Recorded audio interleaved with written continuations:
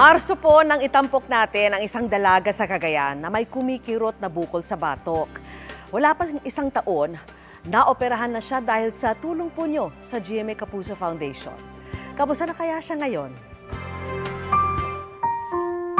Nitong Marso, nang makilala natin ang dalagang si Kleng mula Ballesteros, Cagayan, na 19 na taon ang pinahihirapan ng kanyang bukol sa batok na inakala lang noon na nunal.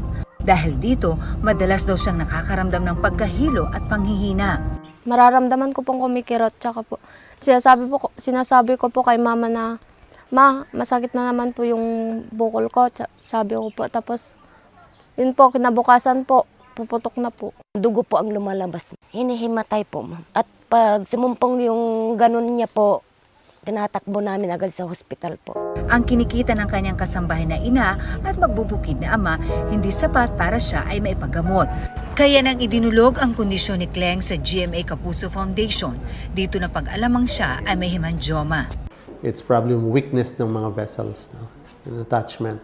Nagkadikit-dikit, tapos nagkakaroon ng communication between vessels that feeds it, so lalong lumalaki.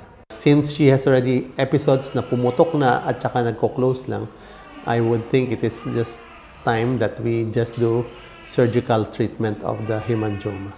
Nitong Mayo, matagumpay nang naoperahan si Kleng at makalipas ang 3 buwan, muli natin siyang binisita sa Cagayan.